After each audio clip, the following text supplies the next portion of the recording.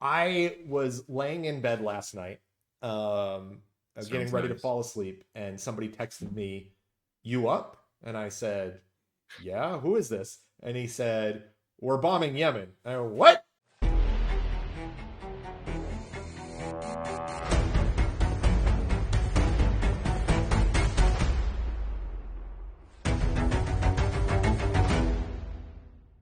Hey everyone, and welcome to another episode of the Blue Sedition podcast. It's one where I have less hair than the last one. I don't have any hair left to pull out. I'm here. The news I'm, is doing that to you, huh? News is doing that to me. This world is doing that to me. I'm Nate Brady, I'm co-host Mike of the Smith, Blue Sedition baby. podcast. He's Mike Smith. Mike, how are you? Man, I am okay. How are you? I'm not well. I'm not doing well. You're Uh, you're having you're having a tough one. Man, it's hard, when all you do outside of work really is consume uh world news, Yeah, yeah. and you realize how terrible things are and what You know, a it's funny. I think it's an important thing to say. I mean, obviously, everybody is here to listen to the podcast for us. We did this research before we started the podcast. Nate and I would be on calls all the time. We'd be texting each other to talk about, did you see this happen in the news? And that's the reason we started doing this, because this is just how we live our lives. yeah, I We mean, cannot we get out of news cycles. once we realized we were politically aligned, I think in like 2015, you know, Yeah. we have just been texting each other nonstop about this stuff, and so the podcast is really, it's not even really work for us, right? Like No, it's this is just part of what we normally do. this Um, is a healthier outlet for our obsession with world news and the political landscape of the United States in particular. yeah. Um, Other than actually running for office, which um, actually that's something that's Neither of us are corrupt enough. We just don't, we well, can't do it. Well, I'm starting to see, I don't want to get too hopeful, but I'm starting to see some people that I really like, Yeah, that are running for office, that have a very progressive, transparent, and positive campaigns. And we're yeah, gonna definitely hype those people up yeah. as we get towards the first the first major election since uh, democracy was destroyed. I guess, is It's there that big really? dumb guy. Yeah, since that big orange dumb guy took over. So we'll talk about some of those people eventually. But I think the way we're just going to jump right in. Let's jump in. I What do we want to got? I want to jump right in What do you want to talk about? since we are the only political news podcast. No, I'm hearing others say that, and I enjoy that. But yeah, let's just jump right into the top story. Okay, I was laying in bed last night, getting sounds ready to nice. fall asleep, and somebody texted me, "You up?" And I said, "Yeah, who is this?" And he said, "We're bombing Yemen." I go, "What? Who is this?" No, yeah. So I mean, unless you're living under a rock, Uh, you know that DUI hire Pete Hegseth, um, along with JD Vance, representative for Tulsi Gabbard, Michael Waltz. Who else was in this? Who else was in was it this? a representative for Tulsi Gabbard? I thought it was actually her. I mean, if you read through the text messages, I think they were basically saying, this is blah blah blah for Tulsi Gabbard. This is blah Oh, blah okay. blah for whatever. Yeah. I think Did for Did the you say most part, Marco everyone was. Rubio? And Marco Marco Rubio Rubio was as part of well. that, Yeah. and yeah. So apparently the way that we're doing it now is we're getting into a signal channel, to basically discuss whether we should drop bombs in other countries, Cool. and do all of our national security stuff there, Right. hash that out, make that decision, and then Sure. drop the bombs. By the way, apparently from the most peaceful president we've ever had, who doesn't drop bombs. Um, so that decision was made, but there was a crucial misstep other than using The, Signal, the to bombs? coordinate this. Okay, sorry, there were a couple of missteps other than the bombs, other than using Oh, Signal. oh, okay. They invited by accident. a reporter or editor-in-chief of the Atlantic magazine. That Oh, seems not they good. they brought a member of the press into this group chat to discuss a military operation happening in Yemen live. Yeah, so Jeffrey Goldberg got to join in on this conversation. Imagine you're an editor in chief for a major magazine or news publication, and you get dropped into this, and you're just like, like it's like jackpot. There's no, like, this is literally hitting the lottery Yeah, for this. I think that I saw somebody equating this to the like the deep throat calls during the Nixon Watergate scandal, and they're like, instead of deep throat calling you, it was just Nixon from the White House being like, so anyway, what we're gonna do is, Here's the tapes, or you're there, you're listening live, right? yeah, I exactly. think They John patch you. Oliver. We have the White House to patch you in while these burglars get in through the Watergate and start digging around. They're like, So I think what? John Oliver, like 8 years ago, coined the phrase "stupid Watergate," and I think he was a Stupid little. Watergate. I think he was a Yes. little too early Premature. because I think this is definitely stupid Watergate. Mike, what do you make of this? Is this good? Oh, there's so much stuff to dig into here. Obviously, this is just the dumbest scandal that we've seen from this admin yet. And to be fair, Well, they're 3 months in. Well, okay, 2 months. They started January 20th, right? So right, they're sure. only 2 months. Only 2 months and 5 days. Yeah, sure.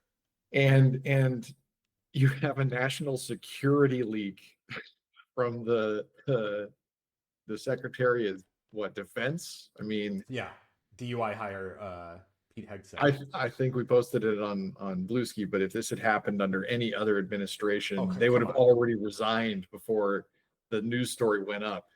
Like the guy Jeffrey Goldberg would have texted Hegseth back afterwards and be like, I think you included me on that, And he would have resigned immediately. Yeah. and the resignation would have. He's like, I'm writing an article about it. The resignation would have been out already. Yeah. That's just this is not. They good. resigned in advance of the article. Yeah, and I mean, put it in perspective. Think about like the hand wringing they did around Hillary's email server, because there was this idea that information had gotten leaked that had led to, there's always a tweet. For this type of conduct let's and listen criminally in. prosecuted. Well, hold on. Go back. Any security professional, military, government, or otherwise, would be fired on the spot for this type of conduct and criminally prosecuted for being so reckless with this kind of information. The fact that she wouldn't be held accountable for this, I think, blows the mind of anyone who's held our nation's secrets dear, who's had a top secret clearance like I have and others, who know that even one hiccup causes a problem. Any security professional. Yeah, Well, that's all. I mean, it's Hegseth calling for his own termination and potential indictment, I guess is what he's saying, right? Or prosecution, excuse me. I don't know by whom, because I doubt the DOJ would actually prosecute Pete Hegseth, but No. I know. Yeah, I mean, I guess that's the other big thing is certainly that's not going to happen. Like you said, if this were a Democratic administration, people would be fired. There'd be accountability. There'd be investigations. There'd be a ton. They're holding meetings at the Hill today. So Okay. I mean, senators are getting a chance to speak and ask questions of representatives for both, and they're getting absolutely destroyed. They get their wires crossed. They don't have a game plan. They haven't clearly prepped for any of the obvious questions. The first and foremost one that I noticed was there any information shared that required a security clearance? Is like secret information, confidential information being shared in this chat. Right. And Jeffrey Goldberg was there for the whole thing, but he hasn't published it. And his statement is because he's like, this is stuff that I shouldn't publish the actual like record of that chat, because there might be security like implications involved, but I can write about having been there and what it was about, and then confirming what it was about. So they answer, no, there's no classified information. And then, well, I tell you, except the information is classified. And then they ask them about that. So they go back and forth, and their answers are just mind boggling. They haven't prepped at all for these hearings. It's already really bad for them. No, they have no coordination whatsoever. There's And now you're getting all of the Democrats in Congress and the Senate going out and they're hitting all the news cycle hard with it's time for resignations. Like that's Tammy Duckworth has called for resignations. I know Chris Murphy's called for resignations. I've put a bunch in there. They'll include them all in the show notes as we know them. yeah. But, I mean, they're saying it's time. Let's Oh, listen Tulsi. in. Let's listen in on You Tulsi. beautiful rotten spy, you. Let's listen in on Tulsi trying to come up with some type of Mark Kelly, yeah. response to Mark In the Kelly. signal chain that we have been talking about, was there any mention of a target in Yemen?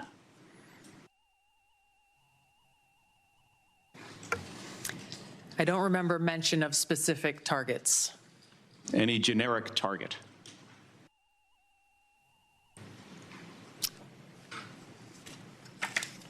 I believe there was discussion around targets in general. Mr. Ratcliffe? I think that's consistent with my recollection. Again, I don't have access to that. But Was there any mention, Ms. Gabbard, of a weapon or weapons system? I don't recall specific weapons systems being named. I'm not talking about specific, any weapon or weapons system. I don't recall specific names of systems. I mean, Like, did you use the phrase airstrike? Yeah. Did you use the phrase drone? Did you say missile? Like, did you say come on. Houthis? Did you say, come on? I mean, Yeah. You Did know- you name who was going to be under this strike? And if because you- people were struck. if you were testifying We in didn't front know. of I Congress, mean, come on. if you were testifying in front of Congress that no classified information was released in these or was transferred in these signal chats, then you're giving Jeffrey Goldberg permission to release the entire transcript of those signal chats, right? If you're gonna say there's no classified information in there, Jeff, where you at, boy? Okay. So I think that's a really important issue that we should hit on. We're talking about Signal. We should talk about Signal. Okay, let's talk about Signal. So Signal is a secure end-to-end Whoa. encryption messaging quotes. service. Yep. Air quotes. Who do you know who it's a owned by the nonprofit Saudis, right? I think so. I'm not really sure if it's like owned by the Saudis in the same way that Twitter's owned by the Saudis, but it's technically registered as a 50c3 nonprofit in the United States through 2025. So it's at the very least, and there's a little bit to unpack here too, because there's Signal, the brand, whatever you want to call it, the nonprofit institution, like I don't have the wording for that because I'm not a lawyer. Yeah, but, the and then there Signal might Technology be- Foundation. Yes, the Right. foundation, and then there might be Signal, the platform, which is obviously tightly interweaved with the other, but it's unclear where one starts, one the other. What we're talking about is Signal, the platform, the messaging app. The premise is that it is securely end-to-end encrypted. That means if I send a message to Nate, the technology is such that Nate and only Nate has the keys to decrypt that message and read it in plain text. And further, if someone gets the message that I sent without the key, they won't be able to Right. decrypt. If And they that includes- intercept that message, if they perform a man-in-the-middle attack and they grab Right. that, you sent it on a public network in Starbucks, for instance, and they Right. were able to grab that encrypted message off of Starbucks Mhm. public Wi-Fi, they would not be able to decrypt that, and it would take, Right. and you can't just guess that encryption key. It would take No, these these are millions of securely- years. Right. These are securely encrypted where governments believe that this is the mechanism being used, not the platform. The encryption mechanisms being used are appropriate for like secure government communications so that other governments can't read them. Now, I want to say So- three things here before we continue. Yeah. Okay, so first, Mike and I have actually built a Signal clone where we have done end-to-end UI messaging so that we could talk to each other if we wanted to via an encrypted app that was out of the control of whoever. We don't actually know what Signal Right. is doing with this, right? Aside from political activists, we are actually in the technological Right. space, So especially in software, and we are deeply aware of the machinations that being used here because Right. we use them ourselves. So number two, I did misspeak earlier. I must have been thinking about a story where the Saudi prince or somebody in Saudi leadership was hacked on Signal. They have no apparent ownership. They're no affiliated. Not affiliated in any way. Okay. So I was thinking of something else. And finally, number three is there is an Israeli technology firm called Celebrate that has claimed that they can hack into Signal. Right. I forgot about that. That's funny. So I think that I mean we shouldn't overstate that. I have memory of that being a very particular setup of cipher suites, and it was not general in the sense that every Signal message could be broken in that way. But we would need to dig into it. Yeah. The point I'm trying to make here is not so much that they're using encrypted messaging apps like this.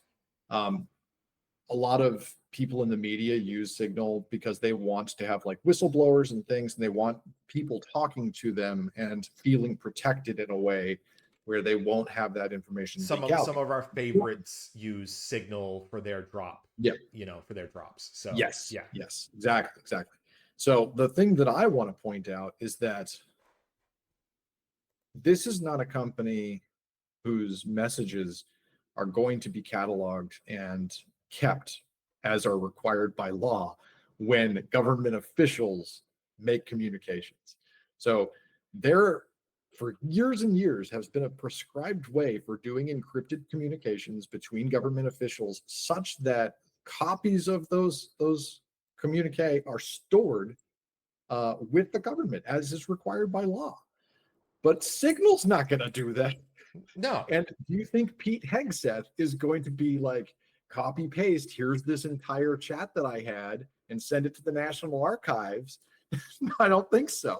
They're using this to circumvent that requirement. They don't want to be officially on the record as having said anything with regards to war or who is ICE detaining and who are they putting in Gitmo and anything else. So the one thing I just wanted to say is that this is a completely inappropriate use of Signal by the government. I mean, the fact that they invited some reporter by accident just highlights that fact even more so. Yeah, I mean, this is in complete violation of the Federal Records Act.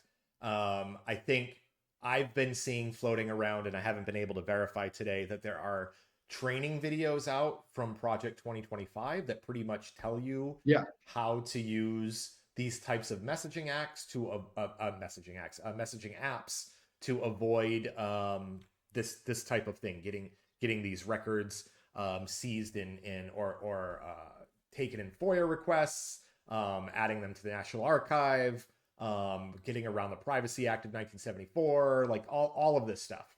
Yeah, I mean, a lot of those entities that you're talking about, the writers of Project 2025, and basically everyone in the Trump administration holds truly to the belief that Nixon's Watergate scandal shouldn't have been something that got out because they shouldn't have been able to get access to his private recordings, right? And so what they're doing is they're preempting that. They're saying, okay, you're going to use communications and you want to have a version that you can see, use these secure communications applications to, like you said, subvert the law that you have to keep these records. And then if anybody comes with a subpoena, you just uninstall the app and those messages cannot be decrypted ever again, right? Because you destroyed the key. Yeah. Or there's also other ephemeral messaging apps that have the same type of encryption and one time, like I see it once and it's gone kind of thing. So the obvious thing here is the U.S. government, the NSA, have created apps like this specifically for government use. If you are not using them, there's a more nefarious reason for it. If you're not using, I mean, it's so obvious. The U.S. government has this in place and has for many, many years. But the difference is when I send a message to Nate, it's ostensibly going to encrypt and send a carbon copy message of that to the FBI or whoever, NSA, whatever oversight record, whoever. and it will follow the chain of command in terms of classified information, and only with those need to know will actually get access to it. But eventually it makes it into the archives as is required by law. When you cut that out of your communications chain, you are violating the law. I mean, that in and of itself should be investigated by the FBI. Right. I mean, I don't see people, and I didn't get to watch the whole, the whole committee hearing this morning. But I haven't heard people asking that line of questioning yet. I think that's going to come next. But it's important to note that I believe it was Senator Ossoff who said they will be receiving an entire transcript of the chat. So it was basically saying, keep lying to us, keep misremembering what you literally wrote yesterday. We are going to get the entire transcript of the chat, which and it speaks to what you said before and what we sort of have been dancing around. If the author of that article at the Atlantic, Jeffrey Goldberg. I am blanking. Sorry, say again. Jeffrey Goldberg. If Jeffrey Goldberg just sits there and does nothing, right, he's going to have a subpoena land on his desk in a day or two, where they're going to be like, we are requesting evidence for this alleged crime. Give us access to your signal conversation with these people. Yeah. You were in that chat, so give it to us. Yeah, and at Goldberg's that point, he can't say no. Yeah, no, Goldberg's and he can't be sued for it. He doesn't have to be worried about it. It's evidence in a court case at that point. No, yeah, there's no issues there. That's why we again call this stupid Watergate. Like, why would you do this and then invite a member of the journos? It doesn't make any sense. Yeah, I'll point out somebody on Blue Sky has said exactly what we're saying here is they're focusing on the accidental access given to Goldberg, but the core problem is that they shouldn't be using Signal for this or any other functioning of government. And that's it's exactly correct. And the reason why they're doing that is for nefarious purposes. They know what they're doing. They weren't just like, oh, we have no way to communicate, let's use Signal. And for context, when the right was up in arms about, but her emails, the whole issue at play was that she had this private email server off of government soil, ostensibly. It was still set up to use the government's official encryption mechanisms. It was still set up to CC when required, the DOJ and anybody else involved, so that those records would be kept. And there wasn't anything nefarious. That's part of the instructions that were given to her as a part of that. This is a complete and deliberate circumvention of the law. Right. Yep. I mean, this should be jail time, let alone resignations under a functioning society. Yeah, I mean, at the very least, Tulsi Gabbard, Rubio, and Hegseth, I think they all should be on the hook for this. I mean, those three people especially should know. I mean, JD Vance is in there. I mean, come on. I mean, this is just insane. I mean, JD Vance is in there talking about making sure that we protect Saudi oil fields. I mean, yeah, he was like, we need to avoid the oil fields, but it was like not for any allied reason as much as he's like, don't destroy that precious oil. It might be coming for that. I mean, this is just unbelievable. I think we knew saying, something like this was going to happen. Sure. This admin is so bad that we knew that this was the type of thing that would befall them before too long. Their hubris and they're just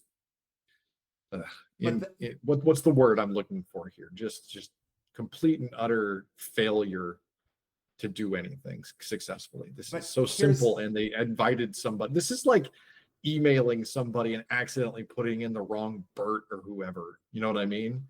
It's one of the things that, I mean, if you're like me, as soon as I send an email, an important email, I have an immediate panic attack.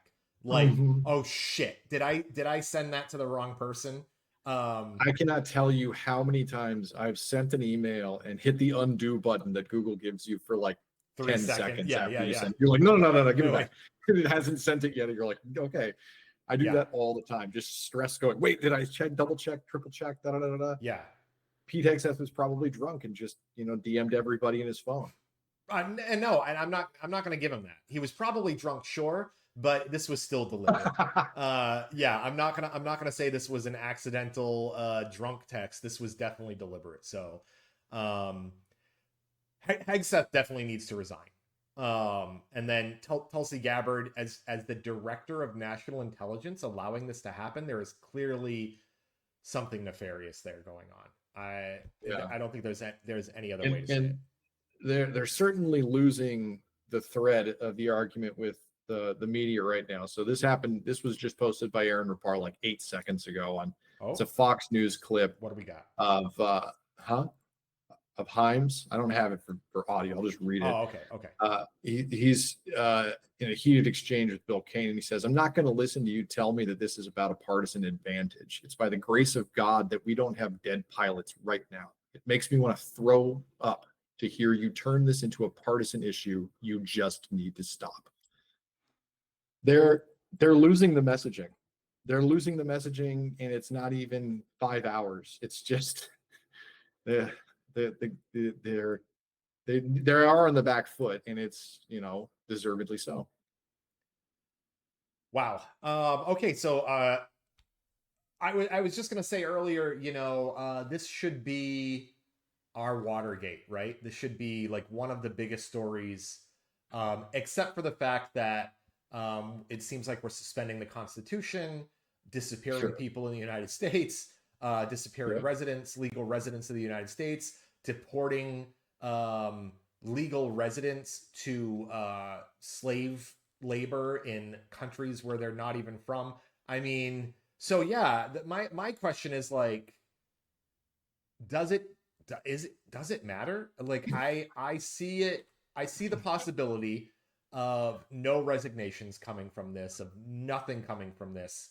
Yeah, I mean, we've already seen that Trump was asked in either the Situ or in the Oval. I wasn't sure. This is fairly recent, and it's all happening rather fast. But he answered questions and basically said that he doesn't believe that any resignations are necessary at this time, and he's not going to fire anybody. And you're like, this guy made his brand on firing people. He should just do it.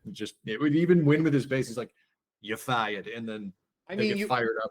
Do we have to be grateful for the fact that if it was anybody more competent than Hegseth, this stuff would be happening and we wouldn't know about it? I mean, so say they were like, okay, let's force Hegseth out and let's get somebody more competent in there. Nothing changes, and they just are doing it better. They're doing the bad things better, right? So it's such a catch. It's like, I know it's not a reason to not want Hegseth there, but at least with the incompetence, we can see everything that they're doing. Yeah, I mean, it's the same problem that we had with his first admin in the 2016 presidential cycle. He and his team are so incompetent that they keep fumbling like this, and it's so visible. It's so out there. Everyone can see it. And I agree with you. I think, like, on the one hand, it makes me crazy that I have to keep talking about this stuff. But on the other hand, I'm so glad that all of this garbage is so visible, so that we can get loud about it and say, this thing that you're doing is deplorable. Right. And we do not stand for this in any sense. The American society shouldn't stand for this. I mean, with a grain of salt. It reminds me of like Bill Barr, right? The former attorney general in Trump's first term. He was like the most competent.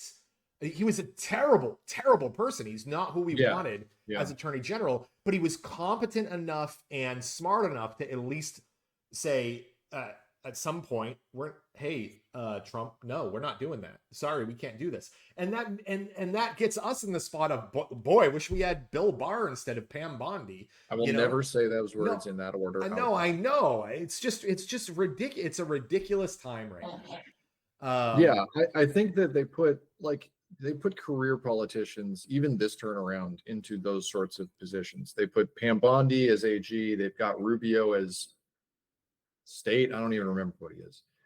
Rubio is Secretary of State. Yeah, State. Okay.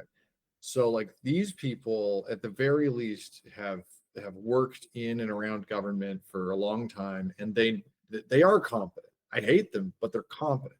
Marco Rubio, he's evil, but he's good at it. He can do things competently without, spitting Except crumbs everywhere. he's in this chat, I mean, He's gonna get hung up with it, sure. Right. Like he's like that idiot Hegseth's gonna get me hanged, but I don't think it was Rubio. Rubio, under normal circumstances, understands how to keep political pressure off of himself. And to a lesser extent, so does Pam Bondi. But Pete Hegseth is just some idiot who was on Fox. So he doesn't know how to do anything effectively other than drink. Oof. Well, come on, man. That's not fair. Also harass women. He was. I forgot about the harassing women, yeah. apparently. Well, he's not very good at that either because of all the allegations that are creeping up. That's fair. Okay. We'll continue to follow this story. We have 1,000 stories that we're tracking. Obviously still developing. Yeah. Yeah. So we'll have more news on this soon. I want to move to our next item, which is it's funny. Yesterday we were having a conversation with somebody in the morning who watched the documentary No Other Land and highly recommended it. And I haven't seen it yet. I don't know if you have. It's definitely on my list. And then later That's that the day, one. It won an Oscar for best documentary. Okay, yeah, and it was this year, right? Like I'm not a. No, it's just weeks ago. Literally weeks ago. Oh yeah, okay. Yeah. Yeah. In fact, I don't think it was more than a month. I don't know when the Oscars were. I didn't watch it. But it was just a couple weeks ago. And so he's telling us about that, and then maybe an hour later, news came in that Hamdan Ballal, which is the Palestinian co-director, was attacked by Jewish settlers and I want to say arrested by Israeli forces, but really just disappeared, right, by Israeli forces. And was feared dead. His team released his lawyer did, yeah. And I think his lawyer said that they couldn't get in contact with him through the proper channels with the Israeli government. They weren't releasing any information about him, and basically had been left instructions that if this were to happen, to release his statement that he had left with his lawyer. And that statement was that he believed that the Israeli government was probably going to murder him. Yeah. I mean, this was obviously a lynching. I mean, this is I don't know how to do this anymore. I mean, I don't even know how to talk about this anymore because, this man had worked with his co-director, who was a Jewish man, to show the plight of the Palestinians in Gaza and the West Bank. Yep. And he's not a terrorist. He just wanted to show the made truth. A movie. he made a damn movie to show the truth about what was happening. And then he was attacked and beaten. Flip the script on this, okay? Drag a Jewish man out of Israel, and where Hamas or just a group of Palestinian activists had dragged him out and beaten him. I mean, we'd be talking about another 50,000 dead, right, in Gaza, right? I mean, they'd be dropping bombs. I don't want to think about that, but I do think that the level of hypocrisy around that would be pretty staggering to us. We will say, and we'll include it in the show notes, so I don't think we're going to have it here, is that his family also released the video and audio at the time when he was attacked by the settlers and then eventually beaten and arrested by the Israeli forces. And it's pretty grim stuff. So, I mean, trigger warning on that. Just don't watch it if that sounds like it's a bit much for you. I had trouble myself. I mean, this leaves me speechless every time because I don't know where to go. Right. I mean, and it is terrifying. So just to give you a sense of it, he's just driving in his car basically, and someone jumps out in front of him, and he doesn't want to hit him with his car, right? And then that person is masked, it turns out, because it's sort of dark, right? He's got his headlights on. They throw a rock at the car, immediately damage the camera that was filming. And then all you hear is audio from that point on as you see 3 or 4 more come out of the shadows. And so it's like, well, it's just, what do you do with that? This is like an ambush of a person who's just peacefully living their life. You're driving in your car.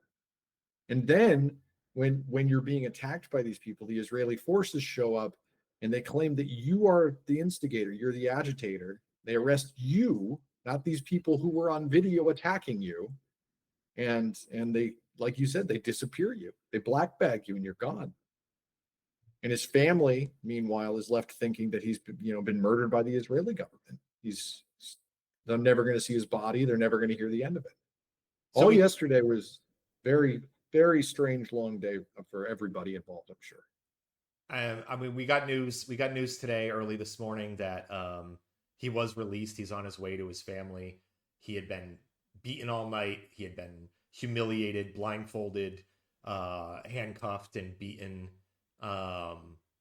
for making a documentary. Yeah, for the crime of making a movie. This isn't a member of Hamas, so don't come at us with that. This isn't somebody that hurt you or hurt anybody. He's not firing guns or missiles or setting off bombs. He has a camera. And so this is where we're at. And I know people, unfortunately, that will defend the actions of those settlers and just basically say that Ballal was anti-Semitic. And by the way, apparently, even though no, he's not anti-Semitic, that still is an excuse to beat and even kill people. I can't believe that I can't believe this. I don't know what else to say. I think no, it's very shocking. It's very telling as well. I think that probably this short interaction, this terrible thing that happened to him, probably is going to put a lot more light on what's happening in Gaza with peaceful people trying to live their lives and how they're being treated by, this oppressive regime that's trying to continue its genocide so they can have Trump Tower Gaza. There's not much else to say. I mean, thank God he's I won't say he's okay, but he's alive and he's been returned to his family. Yeah, I don't think we know, or at least I don't, the extent of his injuries right now. I just want to say I really appreciate this comment from Cosmic Goober on Blue Sky, who says, nobody is doing more harm to Jewish people than the Israel government. No, criticizing these actions is not anti-Semitic. And I think there are, thankfully, a lot of Jewish people in Israel who feel the same way. And there's certainly a lot of Jewish Americans, as we've seen in the protests about Mahmoud Khalil and his release, that agree with this. At some point, this has to stop. And what's wild to me is the instigators, the agitators, no matter what side of the political aisle you are on, who are not Jewish, don't really have they don't have better words than this, but don't have a dog in the fight. That's a terrible way to put it. Who seem to be, I think it's they just don't like brown people. So maybe they do have a dog in the fight, right?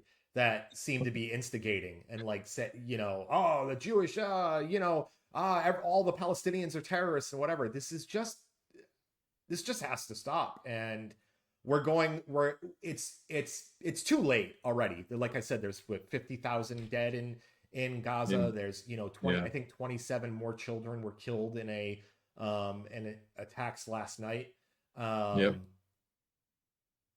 It's too late to say. I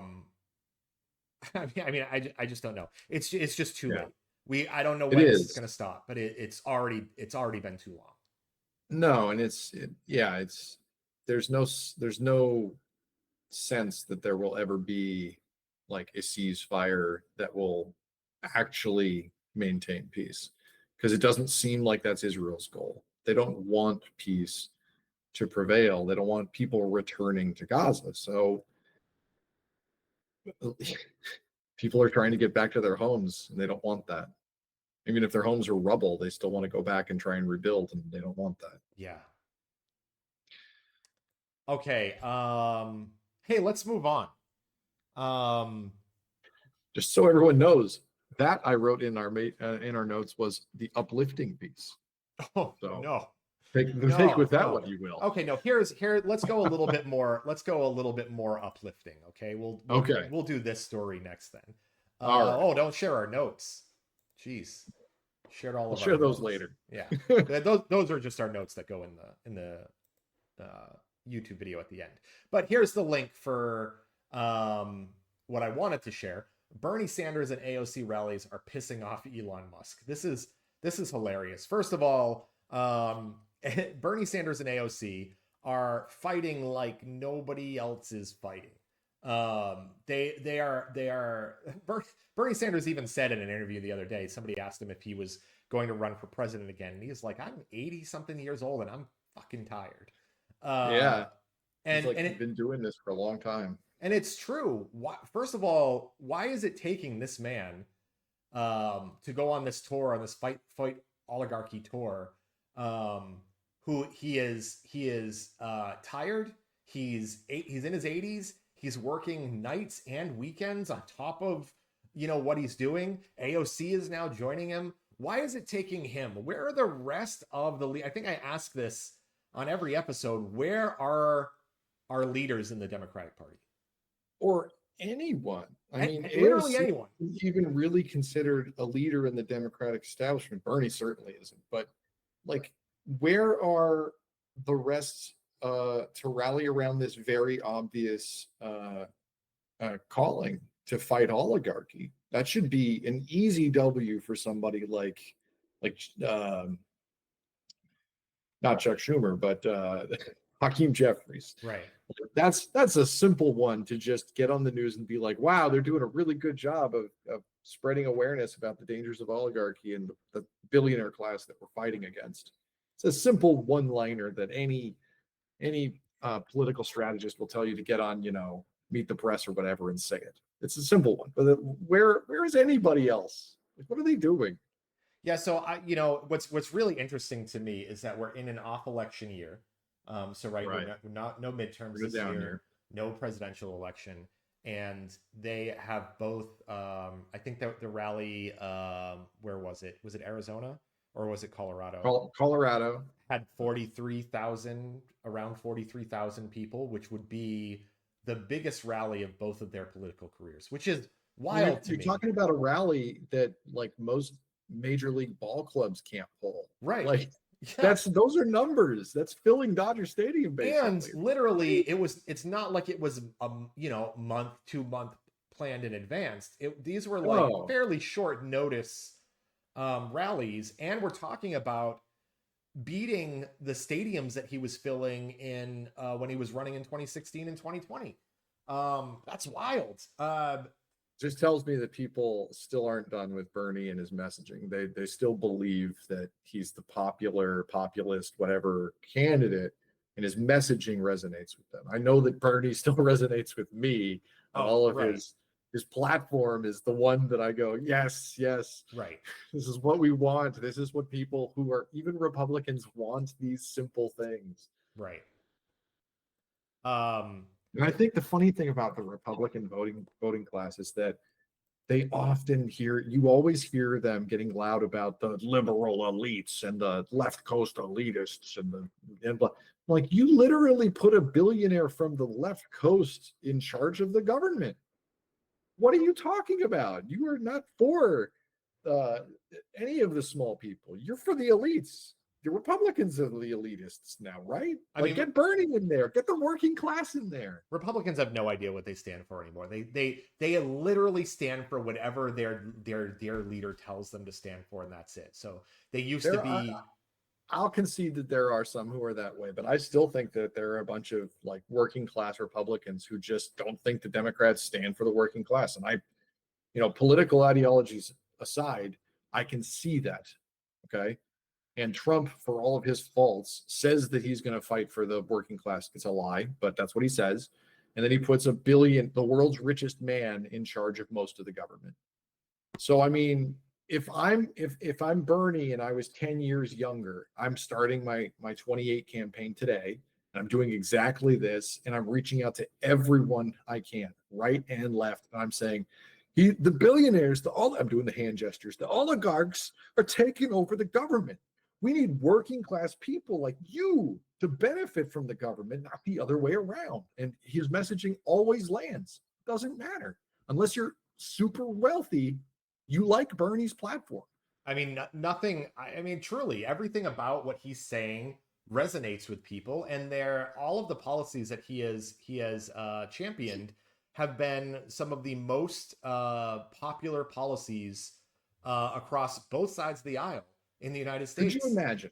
Imagine this in 2015 in the primary section, right? Yep. Where Bernie's doing on average, we get $27 right, from small donations from families and individuals and working class people like you. And then you turn it around to today and you go, Trump got $250 million from billionaire Elon Musk. right. What's Elon Musk getting out of this? And then now you're like, he runs the government. He's literally, cyber daddy to the fat orange guy. I mean, he's made like 10x his money back, right? He's got billions of dollars in contracts going to Starlink and obviously SpaceX. Corrupt and simple to see. Even the dumbest people should be able to see this. And I think Bernie had great messaging that way. He could tell it to people in a way that they could understand it. But yeah, unfortunately, there is a lot of people out there. There are a lot of people out there who they wanted that. They were Team Elon and believe in Elon. They believe Elon can fix all of the things. And so now that he's won, now that he's got his hands in everything, they're cheering him on, but they don't see. No matter how much you try and tell them, they're stuck in it. They're in that cult. They won't. They just can't break free. How do you reach those people? I don't think you do. You don't. I mean, those people are in the same pocket as him. They are so it's a lot of what you're seeing about like crypto scams and stuff. It's like, since it's all vibe based now, you tie up a lot of your money in the Tesla stock and you think, I want Elon to succeed because then that means that his company will succeed, which will make me a lot of money. And I sort of agree with a lot of his positioning. And I can kind of see that. Like, a lot of Republicans feel that the federal government is too big, too invasive. It has its hands in too many things. And Elon just promised to cut everything. And so if you've got, some shares in Tesla and you believe in Daddy Musk and you want them to cut the government anyway, then that's all very appealing to you. Right. So how do you get it? How do you reach them? You don't. You make them, eventually they'll feel all of these cuts because it will cut them at some point, right? Because all of these services are made for the people, by the people. So eventually we're going to have this, it's going to be who's left holding the bag, right? Elon will have cut and moved on to the next thing. Tesla stocks will be high. You'll have some money, but you're not going to have as much as him for sure. So I want to play a political ad for somebody who is running for Congress that I believe this should be the cookie cutter ad everybody needs to do. So if you're looking to run, and if you want to break through, if you want to beat the current establishment, what this girl is doing is going to end up being the gold standard. I mean, this is the next group of AOCs, and I think the new gang. Yeah, this is the new gang, and I think she's going to pull it off. And I believe that if people do this, follow this model, they're going to have a great chance as well. So let me pull that up. All right, let's hear it. Yeah, I'm ready. It's 2 minutes, so bear with us. But I love what she has to say. So let's see here. Me here in Chicago to ask about my Elon Musk are dismantling our. Here we go. Donald Trump and Elon Musk are dismantling our country piece by piece. And so many Democrats seem content to just sit back and let them. So I say it's time to drop the excuses and grow a fucking spine. I'm Kat Abou-Ghazaleh, and I'm running for Congress in Illinois' 9th District. Unfortunately, this party has become one where you have to look to the exceptions for real leadership, as the majority work from an outdated playbook. We need a makeover, which means We need a vision that's bigger than what we've been told is possible. There is absolutely no reason you shouldn't be able to afford housing, groceries, and healthcare with some money left over. Families should have free childcare, Social Security should be expanded, and our inalienable rights shouldn't be dependent on who's in power. That means standing up to authoritarians, not shrinking away when the fight gets tough. And while current Democratic leadership might be fine cowering to Trump, I'm not. I've spent my entire career reporting on the far right and being attacked by them as a result. In fact, just a few months ago, Elon Musk's lawyers deposed me here in Chicago to ask about my mean tweets. Look, I thought comedy was legal again.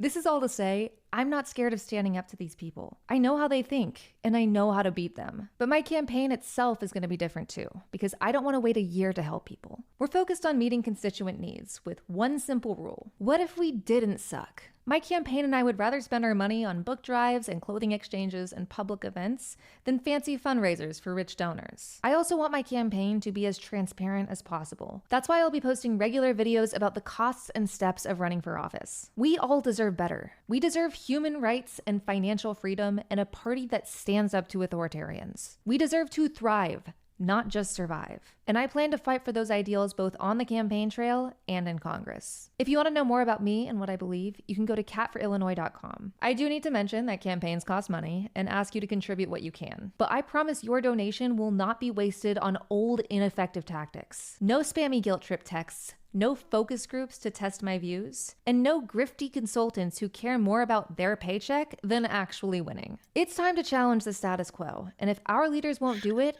we will. I'm Kat Abou-Ghazaleh, and I'm running for Congress because it's time for Democrats to do more. I mean, if I were to wake up in the morning and decide that I'm going to run for Congress, like the time is now, that is the message. That's it right there. That's your what do you call it? Your script to build off. Right.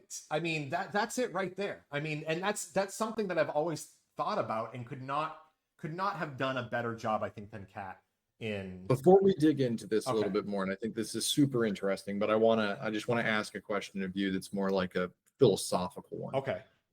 How in years past, and I'll say decades past at this point, really there were only two true mechanisms to communicating directly with constituency. It was cable news networks, ostensibly, and then print media. Okay. Right? Yep. Are we finally at the point where direct comms with constituencies is a viable tactic, and probably even maybe more viable? When you say direct comms, do you mean like through your own social media, TikTok? Like this one here, I assume that this is a tweet that she started and it's on her Facebook and people share it and all these other things. And I'm wondering if, that's the mechanism moving forward that campaigns are going to need to leverage. No, that's now. That's the now. I mean, even unfortunately. So one step back, are Democrats playing from behind on this? Like, I feel like awkwardly. I think so. Yeah. I mean, I think it was pointed out in this past election, in the presidential election, Donald Trump awkwardly was doing better at TikTok. He was doing better at, and his messaging was never a voice overlay of video thing. I mean, he did commercials that way on the legacy media and stuff like that. But when he was direct to constituents via TikTok, via Twitter, via Truth Social, all these things, it was almost always his voice speaking to you in the same way that Kat here has, where she's talking to you on an individual level, as opposed to Donald Trump wants to do all this stuff. Kamala Harris, da da da da da, and like that's the blurb that you would have seen on the Kamala Harris, Twitter account or Facebook page. And in fact, who was? I'm thinking about Bernie again. Bernie was speaking that way in the 2015. He came out on at the time Twitter and Facebook, and he would speak one-on-one in that same fashion of like, this is what we need to do. Here's how we're going to do it, talking to you directly. And then he would get small donations from people. And I'm wondering if just the mainstream elected Democrat class just hasn't caught on to that mechanism yet. Bernie is literally on Twitch, for God's sake. I mean, Bernie Sanders is on Twitch. So yeah, no, I don't think He's like like, we need to build up this tower in Fortnite here. I'm not sure what that means, but I'm trying. look, if you can't imagine your representative doing that, being on Twitch, being on TikTok, being on whatever, then they're done. Okay, if you can't imagine Maxine Waters or Nancy Pelosi doing that, they don't belong here anymore. They're not. They've done. Speaks to how out of touch they are. They are out of touch.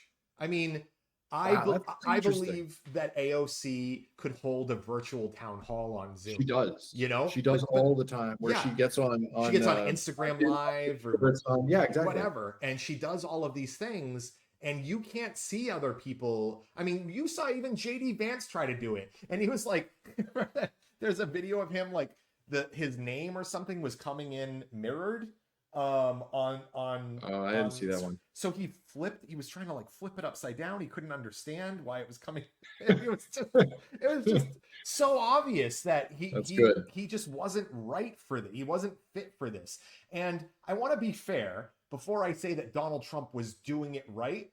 I'm going to share a little infographic here of why Donald Trump was so much better on social media this time around than Kamala Harris was, and it's just because of the accounts that get the most views on X were all sharing Donald Trump information for him. So obviously, on this infographic, for those of you that are listening, Elon Musk is this gigantic sun-like, thing and there's a couple. Barack Obama is like Earth's moon. But then the other bigger accounts are like libs of TikTok is freaking Jupiter, Cat Turd. And Colin, Cat Turd has 10 times the amount of reach as Barack Obama. I mean, it's. I still say, take a lot of this with a grain of salt because Twitter has historically had a bot problem, and Elon Musk's takeover only made that worse, especially with his move to monetize in impressions. So there's certainly something here. I don't know that it's at the scale that we're seeing, but I agree that their voices are certainly magnified when compared with people on the left. Right. But it makes me wonder about just this type of media presence as it stands to politicians, because again, in the past, you would have to go on news. I mean, this elected politicians still go on, Meet the Press and all these other things to state their views, and they have to do it in a live setting, which is completely different than, obviously, I like Kat's messaging. I think she did a good job, but there were 40 cuts in that 2-minute video. So, that could, I'm not saying that's a problem. I'm just saying like it's completely different than doing it live. No, I'm you want to see how well she performs under pressure under those live things. But and that's why it's important we have like debates and we ask hard questions of these people at the podium and we make them speak about their views. But I will tell you one of the reasons why I thought it was so much more important that the media point out how bad it is that Trump pulled out of the second debate, because he got absolutely crushed in the first debate. He looked like a geriatric idiot. And he said, well, I can't do that again. And then didn't. And they didn't hold him over the fire for it. So I will say it's a lot easier because, when you watch people like Kamala Harris, I'm trying to. Who is a good live speaker. She is. She is. Sometimes, she goes off script, and that's not always the best for her. She gets some bad optics from that. But she's prepped well, and she can speak to it. Well, that's the problem. As soon as you're given a question where you have to decide, okay, my answer here, I have somebody in my ear, my strategist going, your answer here can alienate this and alienate that. And, that's where you start to see like the like the thinking, the smoke, the whatever. People like AOC, people like Kat, people like Bernie Sanders, they are so true to themselves and their values that they don't have to stop and think about how is this going to look. They just believe what they believe in, and that's the end of it. And so I mean, I think that authenticity is what people want, and sadly, what people got from Donald Trump. They got an Yes. authenticity from him, Yeah. even though it was a He lie. was authentically evil. It was a He's lie that like, he I believed in. authentically Yeah. want to deport all Right. of the brown people. And Right, people were right, like, right. great, I want to vote for that. Yeah, exactly. And they believed that he believed it, because he Right. does. Yeah. So I don't know. It's a tirade. I'd like to talk about cats some more, but I wanted to go down that little detour and just sort of think about this idea of like politicians, campaigning and acting more like influencers, so to speak, where they're speaking directly to a constituent one-on-one in that way, and making it a more tailored and vibe, Well, centric experience. I absolutely love the idea of not taking corporate donations. I love the idea of doing these grassroots campaigns.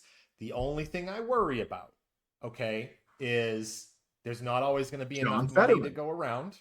Oh, If you have all of these grassroots campaigns coming up, how Sure. easily are you going to get smashed by AIPAC, by Republican donors and things like that? You're going to get outspent.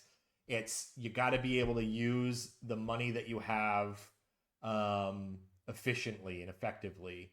For sure. And I think that Kat's ideas are really going to help set the tone for more people to do this, especially if she's going to do she like has an she audience, says. right? Yeah, yeah. So I mean, the idea is that she's moving from that position of sort of like socio-political commentator, influencer, whatever, Right. into a political position or a campaign that she started. So she's got some backing there, be it monetary or just familiarity from an audience, Right. to try and like push her over that next hurdle into the realm of political candidate and being able to speak to larger swaths of the voter base. But even still, she's talking about a congressional district in Illinois. Illinois' 6th. Is that it? 9 or 6, maybe. We should probably find out. 9. It was 9. Yeah, we should Okay. probably. Yeah, but it's 9. I'm gonna create a new list on our Blue Sky for candidates to watch in the Yes. in the Yeah, we should upcoming- do that. Yeah, so I'll create a new list for that right now, and we'll throw her on there. Let's see, we'll call it midterm candidates. Yeah. Probably put a year on there. We'll Uh, be around on doing this for a while. what is it? 2026, right? It'll be 26. Okay, and then we'll add her there, and we'll Yeah, start. I've added a write-up on her to our show notes too, so look Okay. forward to that, everybody. So I mean, I think that was our up. The reason, one of the core I like reasons, it. one of the core reasons I'm excited for her is that she's also said she's going to document kind of her process to make it easier for people like her to go through these grassroots campaigns. I want the Democratic establishment to realize that we've had enough. Okay. Yeah. That the James Carville way of doing things is not working. It's not enough. We've listened to you guys for decades. Now we've got full-blown authoritarianism. So can we We've got a problem now. We had what was supposed to be the defining president of generations in Barack Obama, and we got Obamacare out of it, but really, I mean, here we are. So We need to talk about Obamacare at some point, because I've got an axe to grind there, but I think it goes beyond the scope of this particular episode. Yeah, I think it does. I mean, speaking of which, we're at about an hour, even though we had a lot more to talk about, but we can save for either later this week or We had a next lot to episode. say about the last day. Yeah, I mean, really, we only got to 2 or We 3 usually weeks like in. to cover about a week, and then we're like, good Lord, yesterday. We had to do everything from yesterday. Yeah, yesterday was a day. So I think we'll wrap here, and we will continue on. I don't know. Maybe we'll do one. It's my birthday on Thursday. Maybe we'll do a birthday episode. I don't know. Happy birthday. Hey, thanks so much. For my birthday, if you guys wouldn't mind sending me tons of cash. No, just like and subscribe. Like and subscribe is Share with your friends. I'll take share, like, subscribe, follow us on Blue Sky. You can go to blue-sedition.com to find all of our episodes there, as well as all of our social links. We are not on the Nazi platform, so don't look for us there. Don't look there. Yeah. And that's it for today. Thanks for joining us, and we'll catch you all next week. Thanks, everybody. Bye.